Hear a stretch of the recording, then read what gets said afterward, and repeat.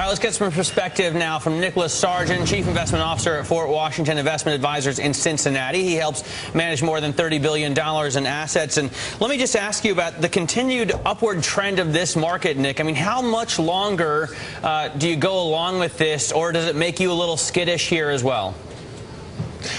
Good question. I think, first of all, that it is fundamentally based, and what I mean by that, Matt, is we've had incredibly strong profit growth, and the encouraging thing about the fourth quarter is more of it now is starting to come from top-line growth as consumers have opened up their wallet book. So that's the fundamental support. But as you're suggesting, we've gone up in a straight line for 5 months, so I have to be prepared anywhere along the line you might get a pullback, and I thought maybe Egypt was going to be the catalyst for that, and so far not yet. But bottom line is the market can go higher, but I don't see us going in a straight line. Is there an issue here? Do we run into a problem with the consumer? Because we've been talking about consumer spending here. Pretty impressive as far as the amount they're paying, but the amount they're getting paid isn't that impressive. The amount of jobs they have isn't that impressive. In fact, the last employment figure showed you how many people have just dropped out completely of the employment market, and we see consumer credit up $6 billion in the last month. I mean, is it a concern if Americans start going again on borrowing and buying binges even before they earn any money? Well, certainly if that was the case. I think, Matt, though, I have a more sanguine view that, what we had been seeing was consumer spending, say, growing at 2%. That was kind of the story for most of last year. And then around the Christmas period, fourth quarter, it did jump to 4.5%. The saving rate came down somewhat.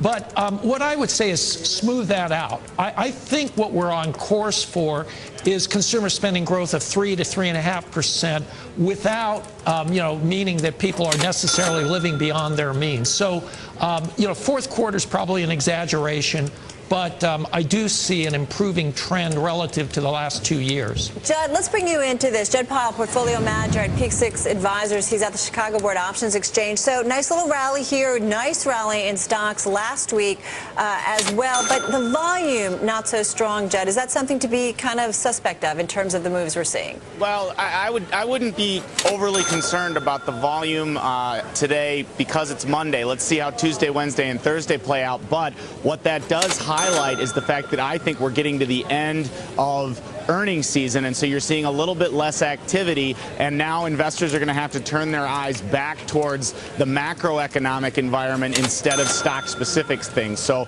we had a lot of volume, obviously, over the last 3 weeks as companies were reporting their individual results. Now we're just taking a little bit of a breather because there's less company-specific news. All right, hang on a second. I want to get more on a Bloomberg bulletin. Big Lots is looking at options, including a possible sale. They've hired Goldman Sachs to that extent. And Christina Leshy here on set broke the story for us down at Bloomberg News. What's the story? I mean, Big Lots, I thought, hey, I haven't seen a lot of them in New York. They're from my hometown of Columbus, Ohio, and it's actually a $2.5 billion company, so not bad. How are they faring in this consumer comeback? This story is literally just breaking. So the M&A team and I are trying to get our arms around exactly what's going on. But, I mean, if you look at the retailers and what they've been doing lately, retailers have actually been a little bit on the upswing in the sense that investors are looking at this and saying, okay, we've seen the bottom of the consumer spending trough, if you will, and now, with confidence coming back into the economy, there's going to be some kind of upswing at some point. So this may be a good time to buy retailers. And as companies look internally and they say, you know what, maybe this is a good time to sell. I mean, that's a good point. I mean, over the last year or so, we have seen a lot of activity in the retail environment. Does that say anything about the possible price we might get on a deal for this? Yeah, they've been trailing other retailers, which could explain a little bit why they